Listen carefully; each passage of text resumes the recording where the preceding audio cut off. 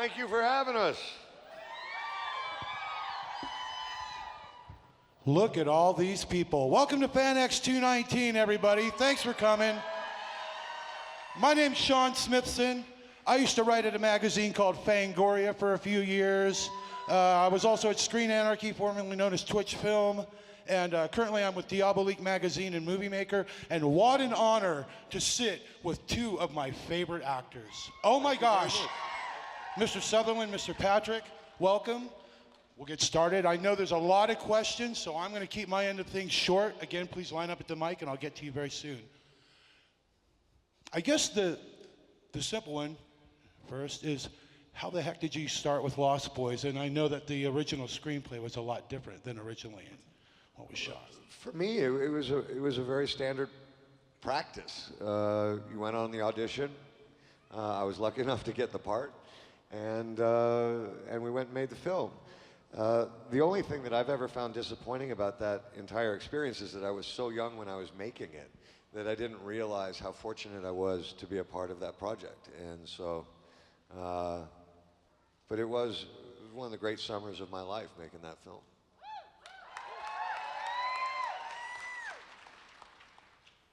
To you? Jason bought his way into it. Did you buy your way into that? You know, it was the same thing. Back in the 80s, things were a lot different than now. And sometimes you just go to meet people to just get your name out there. And so I really didn't have an intention of doing the movie. But there was a very famous casting director named Marion Dougherty who had worked for a long time at Warner Brothers. I think she found James Dean way back. And so I just wanted to meet her. And then it rolled into something else. So you guys are young and pretty darn beautiful, you still are, running around making a feature film in Santa Cruz, California. I'm from that area. I know there's got to be a story or 10, man. What was it like? What can you tell us? You know, again, I just have to plead the fifth and tell you I was really young. I do remember funny stuff, like Jason and I were tired of eating at the commissary on at the Warner Brothers lot. And so one day we decided to just go out and find a restaurant and get something different to eat. And we were in full vampire makeup. And I think we'd had it on for so long we kind of forgot about it. And we were sitting in the car and at a red light, and these two girls, really pretty girls, pulled up beside us. And we looked and smiled and waved at them, thinking that they would maybe go out with us. We were in the full makeup, and I think they called us a bunch of names and called us disgusting and took off. So it was a funny time. You know, it was, Jason always did better with the girls than I did. Not always, just most of the time. But we just, again, it was just one of those things that, looking back on it, I wish I knew how lucky I was to be a part of something that was going to have the longevity that film has had. And boy, has it. Wow. Jason, I know that in high school you were in a production of Dracula. That's possible. What role did you play? Not Dracula, so whoever the other guy was. I just remember that the girl playing, I believe, Mina was quite attractive. That's the only memory I have of it. Do we have questions at the mic? Right here. Please.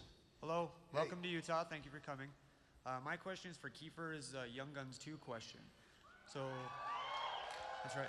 The premise of the movie is obviously that Billy the Kid has survived his, ordeal, Pat Garrett ordeal and made it through to live a life. I'm just curious, you being in the film and studying all those things, what is your take on that? Do you think that he survived that, or what's your answer? Thank you. Well, there was certainly an argument that was being made, not only in the context of our film, but historians have often thought that because Billy the Kid and Pat Garrett were such good friends at one time, that his death was actually staged. And so for us, certainly making the sequel, it was a great narrative for us to take on. I tend to lean on the historical sense that Billy the Kid was actually killed by Pat Garrett. But for our purposes, it worked out great. And there was historical, certainly Doc Scurlock, the character that I played, had come back from New York to New Mexico and there were sightings of him at that time period. So, but it's a version of history, and I would leave it at that. Next question. Hi, I'm asking this for my husband, Alex. So let's say, hypothetically, the world's gonna end in, I don't know, 24 hours? And not even Jack Bauer can do anything about it. So my husband wants to know, in this situation, what would you eat? Your last day on Earth. What would I you eat? Yeah, for both of you, what would you eat? For me, it would be a really big glass of scotch, and I would eat all of it.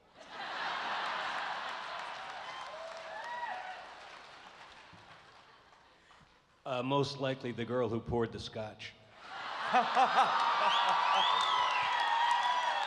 And that's the story of our relationship right there. Next question. Yeah, hello guys, thanks for coming, and we really appreciate it. And my question is, when you were filming The Lost Boys, what were some of the most fun times or some of the best elements of filming it? Well, there are a lot of them. I tend to remember the stupid ones. We were on the motorcycles on the boardwalk, and there was a girl that I saw on the set that I thought was really pretty, and I was kind of starting to show off for her. And I did a wheelie down the boardwalk, and I hit a train track for a trolley car that I had never seen before. Anyways, the bike went that way, I went that way, and broke my wrist in 3 places. Oh gosh. And so for the rest of the movie, I'm wearing black gloves, and you'll see on my motorcycle there's a clutch and a brake on the same hand because the other one was just glued in to the handlebar. And I remember Jamie Gertz getting back on the bike with me. My hand is in a cast, it's glued to the steering wheel, and she said, "Can you actually ride the bike like this?" And I said, "I don't know, we'll find out." And then off we went. So it's kind of stuff like that I remember. Oh, cool, thank you. How about you? Well, I just asked the girl if she wanted to have a drink. It seems simpler. When I went to the hospital. That's right. As far as the filming, the makeup, my buddy Marcel is a professional FX makeup guy, works on The Walking Dead. He wanted me to ask you, what was the most painful part? The contacts, the fangs? Contacts. Because They look brutal. yeah, they were full hard plastic. I mean, now for the most part people do CGI eyes, but these things were full, and they had to numb your eyes with a drop to put them in. And there was doctors on set, and you could only wear them for 15 minutes, or you could suffer serious damage from your eyeball drying out. And it was difficult, more difficult for Kiefer because he had to hang upside down with them. Next question. Hi, Kiefer. I wanted to know what it was like for you on set with Forsaken with your dad. It was awesome. It's something that I'd wanted to do for decades. I'd wanted to work with my father, not only because I think he's one of the greatest actors in the world, but Hallelujah to that. thank you very much. And but I wanted to spend the time with him, and so for all of those reasons, it was fantastic. The only thing that was kind of awkward was we have a very similar sounding voice, and I'm like a shorter version of him, but we kind of look alike. And there were moments where I would forget that I was in a scene with him because I was trying to watch him work, and I would go, "Oh shit, that was my line, right? Okay, we have to do that again." So I remember watching him a lot in that circumstance. That is very different than any other actor I've ever worked with. But it was a really special time for me. Can I ask you what you may have learned from your father as an actor and as working with him as a peer?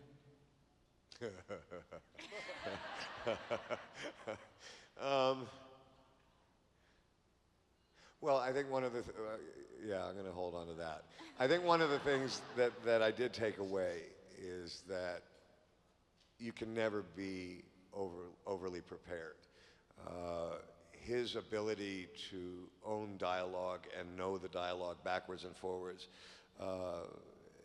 he is so prepared as an actor that really just serves you, especially if the blocking of a scene has to change because of a location or a set. The more more familiar you're with the text, the better off you are. I'd imagine that serves you well, especially doing broader stuff like genre stuff where you have to sell something fantastical as well. For me, it does. I mean, there's other actors that have a philosophy that if they're barely holding on to it, it creates a kind of energy for them. I don't subscribe to that, and I really don't now after watching my father have work. Awesome. Next question. Do we have Thank another you. question? Yes, so I was wondering, because you guys were in one of the first teenage vampire movies, how you feel about how that has taken off in the past couple of years. With like stuff like Twilight and... Yeah, what's your personal opinion on the newer movies when you guys were one of the first? First of all, you know, the idea of telling a story about a bunch of characters that'll never die, and the consequence of how they survive is to take the lives of others. It's going to be a story that's going to be told 1,000 years from now, as it was told 200 years before us. You know, I think I think it's an interesting genre. I think it's an exciting story to tell, and the people that have told them, you know, some have done it better than others. But it's certainly not something that I feel, and I can actually speak for Jason on this, that we can actually lay claim to. Vampire stories have been told for a very long time, and they will be told many years down the line. And I would hope you know, I would wish anybody who's going to tell that story to do it really well. But you're the best! Yeah. Bless your heart. Thank you. Cheers. Okay, so And I love your hair. Thank you. So my question is kind of related. You grew up with a dad who's very popular and very handsome, and an actor and a bit in the industry. And I don't know that your dad was an actor, so how is it growing up in different lifestyles? I didn't grow up with my dad. I grew up with my mom in Canada and Toronto with my twin sister. My dad lived in Los Angeles. I would see him at Christmas, you know, every other year, and I would spend some time with him out the summer. One of the most interesting kind of moments that I had with my father is because when I was growing up, his films, you couldn't just walk to the theater and watch them because they were restricted, and I was a kid. So I wasn't as aware of my father's success as an actor till I was about 18, and I could rent the DVDs of his movies.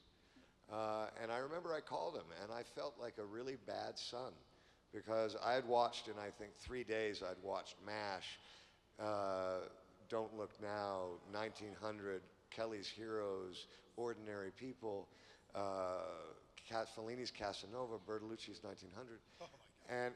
And the cross-section of his work was so extraordinary that I phoned him and told him I'm so sorry that I didn't know how important you were as an actor. And he was very sweet, and he laughed and he said, "How could you?" And so it was really at that point that we started to develop kind of our relationship. So as for the other thing, you know, certainly when I moved to Los Angeles, you know, Sean Penn's father was a director, Matthew Broderick's father was a director, Tim Hutton's father was a writer. All of those guys had grown up kind of in Malibu and in the business. I had not, and Jason hadn't really either. You know, his father was a wonderful writer, won the Pulitzer Prize in 1973, but Very cool. you were separated from that as well. So that actually served me really well, was that my experience of making movies and that was a fresh, new experience. It wasn't something that was kind of a reflection of something that I'd watched all my life through my father. That's a long answer. I'm so sorry. It's a great answer, and I love hearing you talk about your father in movies like Don't Look Now and Bertolucci's 1900. I love that stuff. Jason, I'd like to acknowledge also your family. I mean, your father, as Kiefer mentioned, is an award-winning playwright. He's also the star of my favorite movie ever, The Exorcist. He plays Father Damien Karras. Saw it at 5 years old by accident. Like all his other work too, your grandfather is Jackie Gleason, for heaven's sake. Have you ever had a chance to work with any of you? And your brother, your half-brother Joshua, is an amazing screenwriter and also an actor at times. Have you had a chance to work with any of your family, or have there ever been any plans for that? Have I had a chance? No, but 8 years ago, Kiefer and I were on Broadway and we did the revival of Championship Season. So in a sense, you know, I was working with his greatest piece of material. And you know, it's something that Kiefer and I hadn't seen each other probably in almost 20 years. And then to work together in something like that, you know, we got to sort of rebond. And you know, for that, I'm very thankful to the spirit of my father, wherever he may be. Yeah. You also did Streetcar Named Desire. Yeah, please. Round of applause for Jason Miller. I know you also did Streetcar Named Desire on Broadway. Oh, really? Well, I had that wrong. Now I'm embarrassed. Sorry. But I can still ask my next question, and then we'll get to this young gentleman here who's being so patient. I like to ask actors, especially in this day and age of like YouTube fame and stuff like that, where do you put the importance of training now as an actor? Again, going back to being prepared and being able to sell such broad material. You put on a cape, it's not easy to act out of that cowl. I'd like to hear what you gentlemen think about training and maybe. Well, for me, I feel bad for young actors right now. When we started, there was a rule of thumb that if you had a successful film, you had 7 more opportunities. And so you can make 6 films that aren't successful, but as long as the 7th one was, you got a whole nother 7. That doesn't exist now. You can have someone who's successful in 3 films, and if the 4th one isn't successful, they're done. You know, you can go to theater school and you could train with a private teacher if you want, but the reality is the process of working is the greatest coach. And I don't think young talent is given enough time to develop in the industry that exists today. And hopefully that will change over time. But I think that the training that really makes actors, I think, go from having great potential to potentially being great is the experience of being able to fail. And I don't think we, as an industry, allow young performers that opportunity. Well said. And also, Jason, I'm sorry, I meant a cat on a hot tin roof. That's right. Okay. Redemption. You've been so patient, dude. You get to ask 2 questions if you want. Okay. Thank you. This is for both of you. Did you guys have stage fright, and how did you overcome it? Great question. Stage fright. You mean doing a movie or something like Yeah. that in front of other people? Sure, when you're younger. I remember the first thing I did was this TV movie with Bruce Dern and Lee Remick back in '85 or something.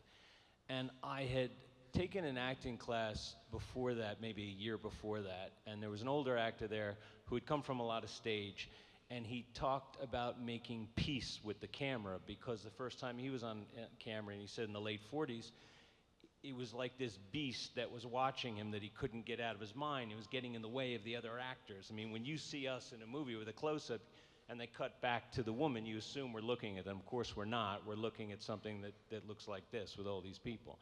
But the camera he found invasive, and remember he said he had to make peace with the camera. So that very first day I think I worked on that movie, it was lunchtime and everyone went to lunch, and we were filming upstairs in this house, and the camera was there, just sitting there in this sort of darkened room. And I remember just sitting in a chair like this and just for about an hour just staring at this camera, just saying, look, I just want to help you, I need your help as well, in my mind. And in a strange way, from that moment, I sort of made peace with that. So whatever nervousness I had, I felt I sort of had a little a comrade in that camera. But stuff still comes up, of course, but that's what happened with me.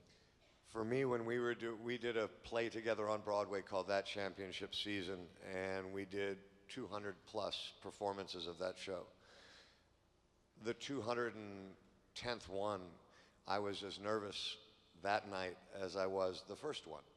So I do get very nervous, and you figure out how to take that energy and that nervous energy and make it work for you. Before we would do the play, the play would open and Jason would be on stage by himself, and I would be off in the wings.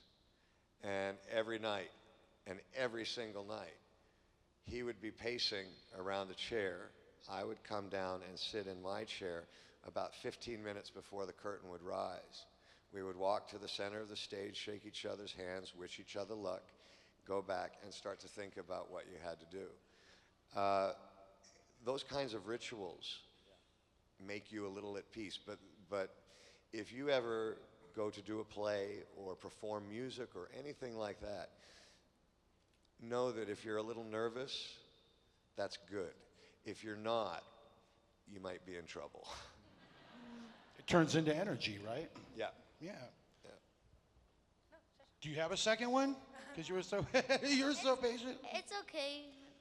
My sister. See, you're awesome. You're awesome. I have hope for the future. Hi guys. So this is a question for Kiefer. So I'm a huge fan of Designated Survivor. Thank you.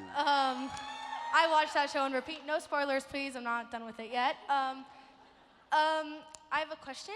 What was your favorite part shooting the past few seasons?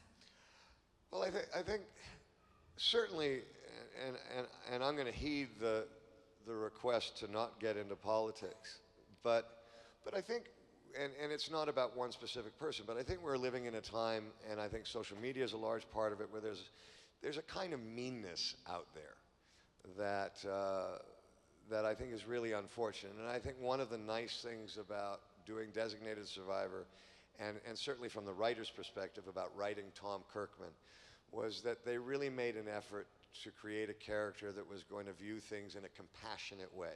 And I think we live in a society that I have to be honest, I think our society is less compassionate now than it was 25 years ago. I think our ability to understand the struggles or someone else's opinion has gotten less. And so it was wonderful to do a show about a guy and a staff at the White House that was really trying very hard to work from a place of compassion. And I would say that was my favorite thing about the show. Thank you so much. Thank you.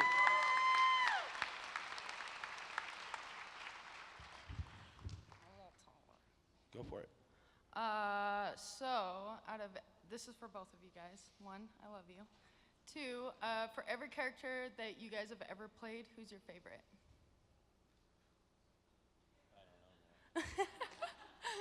For me, I think David in The Lost Boys is certainly the one that people talk to me the most about.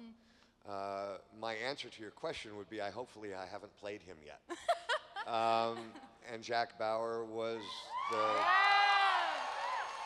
the gift of a career, a gift of a lifetime. So, you know, but yeah, I'm going to stick with the answer that hopefully I haven't played him yet. Yeah. Mine's Jack Bauer as well.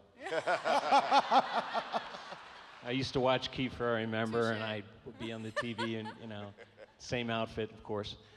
And so I enjoyed doing that. Quick, hurry. You both have also worked with a slew of amazing directors and amazing actors. Who's left the greatest impression on you? I mean, like Rush with you and Jennifer Jason Leigh. I think her and Ellen Burstyn are my favorite American actresses, like drawing breath. Yeah, man, like who made the impact? You know, I don't know. It's been such a long time, but I mean, of course, you know, I worked with De Niro and Gene Hackman and Robert Duvall, and you know, they were so into their characters, it just helped you to act, and I really responded to them that way. But you know, I think as far as the largest impact, it's the deep relationships that you take from something. And so in that case, I mean, Kiefer and I were talking, I mean, he's literally one of my oldest friends now, almost 35 years. So those are the things you take away, more so than any kind of lesson or impression, I believe. Thanks, buddy. That's the nicest thing you've ever said to me. He said he would pay me to say that.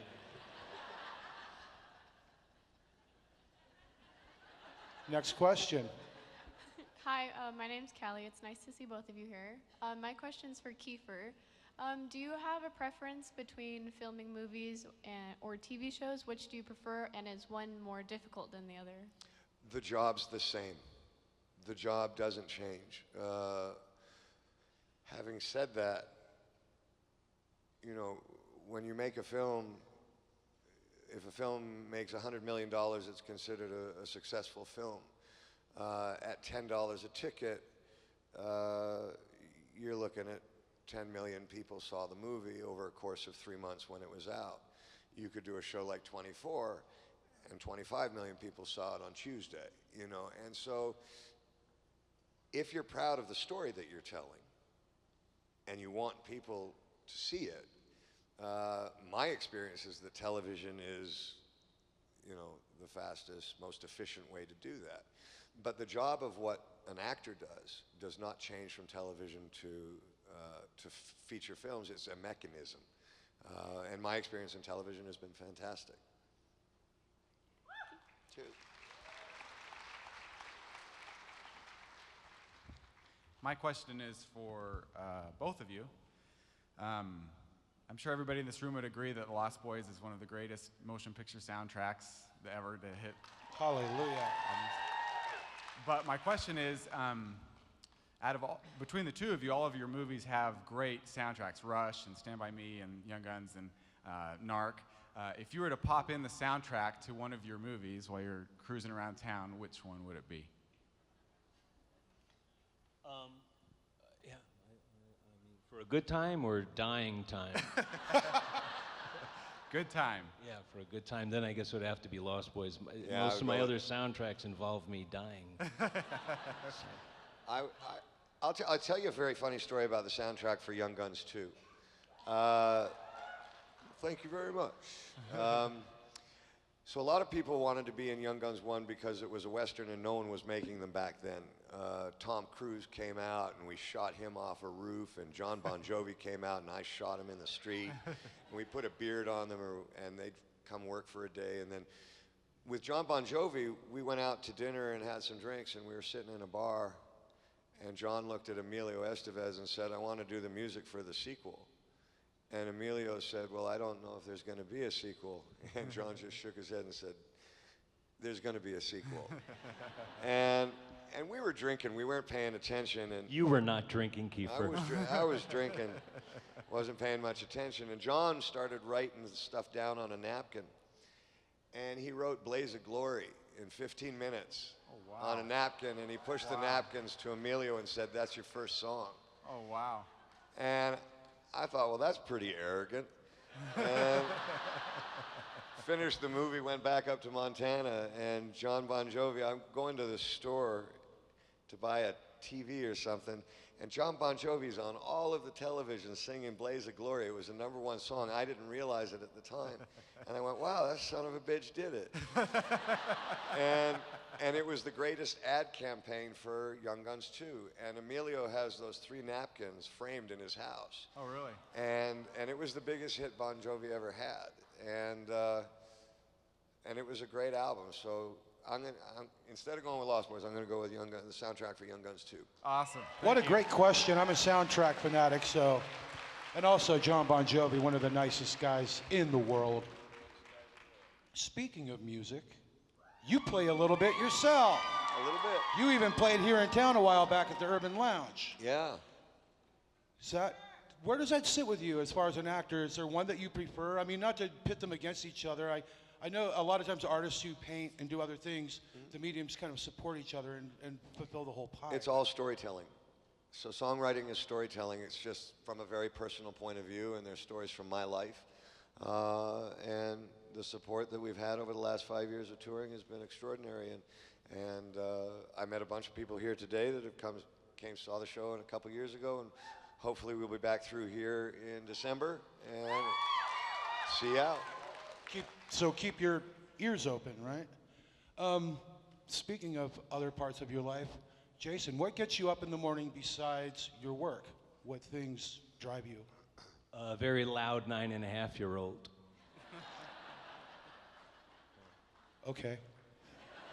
Superman. All right.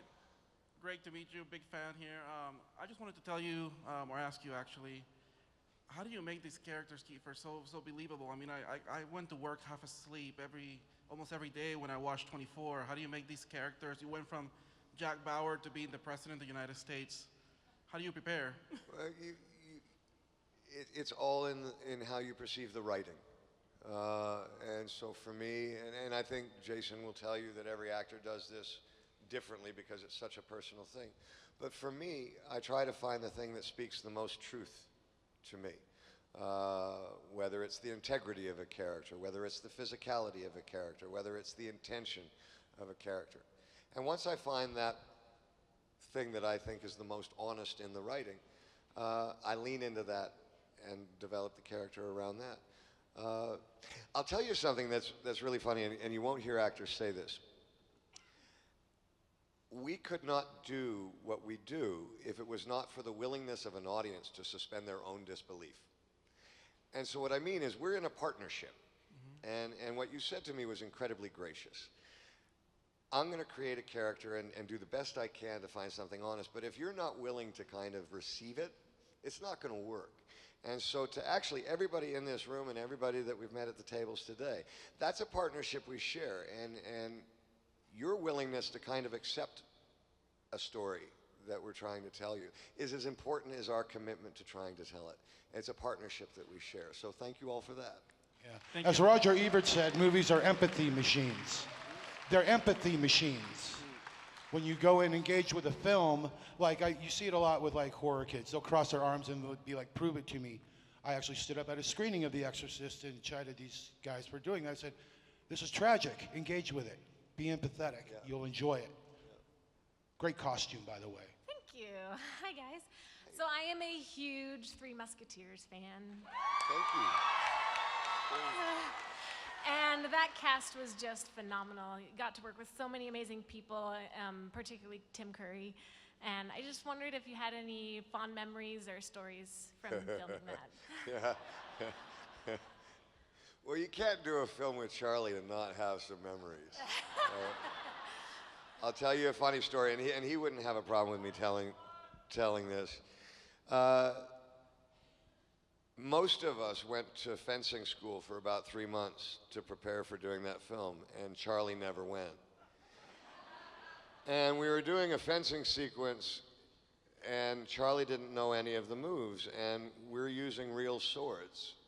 And 3 moves into the fencing sequence, he thought he could bluff his way through it, and then panicked and ran off because he thought he was going to get killed. And he was hiding behind a tree, and he was really panicked. And the director, because I had known him for a long time, said, would you go talk to him? And so I did. And he said, man, they're going to kill me. And the fencers, the other people that we were fighting, they were all Romanian, so they didn't speak English. So he couldn't even say stop, you know. And so I go behind the tree, and I say, look, man, we got to shoot this. We got to figure something out. And he said, man, they're going to kill me out there. And I said, well, you should have gone and studied. And he's like, yeah, tell me something I don't know.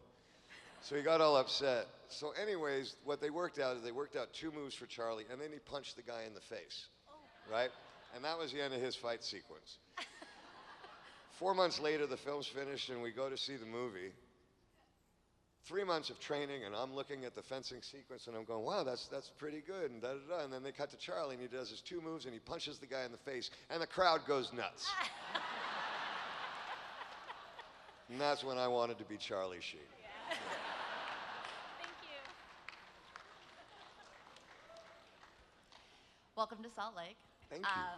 Really quickly, big fan since Lost Boys, we're talking huge. Anyway, so when working with Sally Field in Eye for an Eye, that last scene with Sally Field, how difficult was that for you? And I mean, was that? It was the hardest job I've ever had. I played the worst character of all time, and unless you really played that character, the rest of the film wouldn't work. I physically assaulted 2 women in that film. It was the worst. I have 2 daughters, but I felt that the story was really important to tell, and that was the part that was right for me. But yeah, no, it was really, really difficult. And I have to tell you, one of the things that I'll respect and love about Sally Field forever was she knew how hard it was. And she was so encouraging and empathetic about what I had to go through and what the other women who were the victims of those crimes, what they had to go through. she was amazing through that. But it was the hardest job. And if I had to look back on one job that I maybe could have let go and not have done, that would have been it.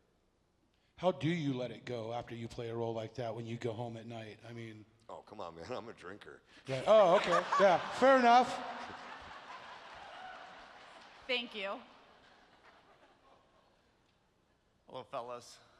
Been watching you since as long as I can remember.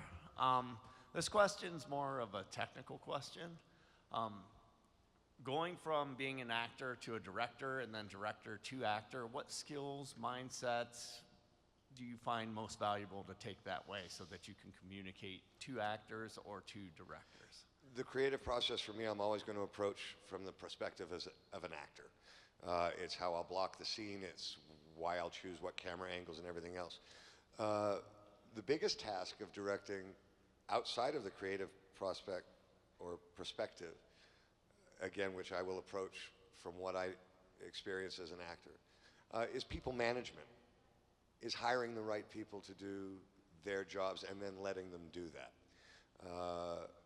I think one of the biggest problems I've seen with first-time directors is they try to do everything.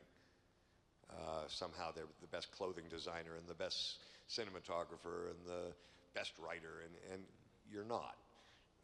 So it's management skills more than anything. And then from a creative process, again, it's always going to be seen through the lens of what I would look at as an actor.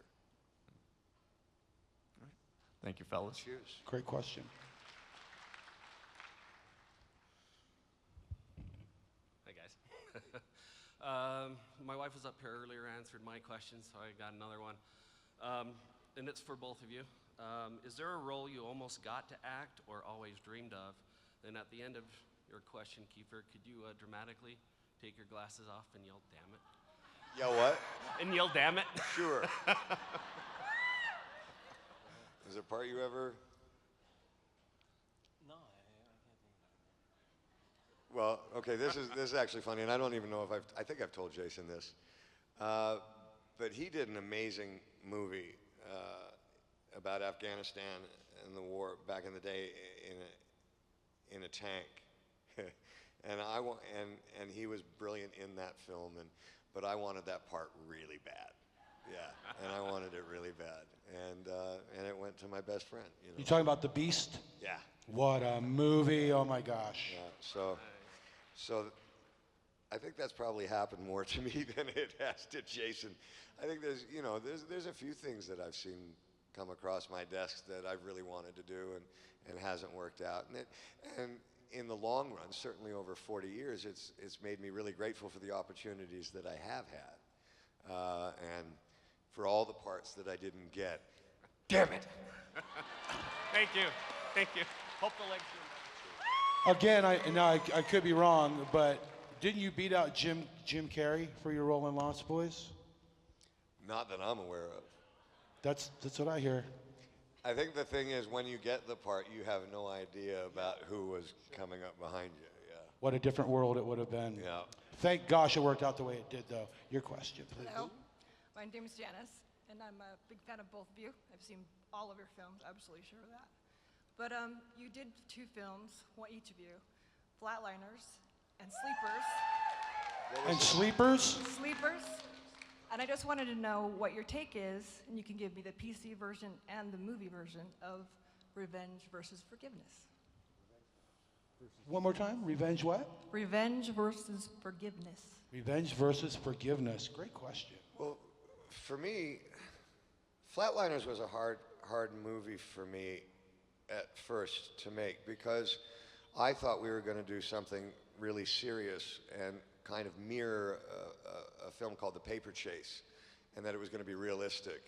And I remember running through a set, and there was like the Statue of Liberty's head and a big box with 50 gloves sticking out of it for no reason at all. And then we get to the lab, and it looked like a Billy Idol concert, not a place that.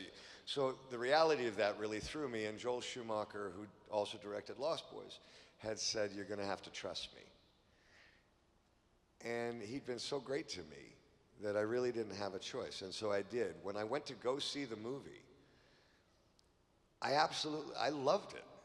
And I know that's a weird thing to say about something that you've done, but I was so proud of what he did because he created a world that was unrealistic so that you could actually be involved in the fantasy that he was trying to tell you.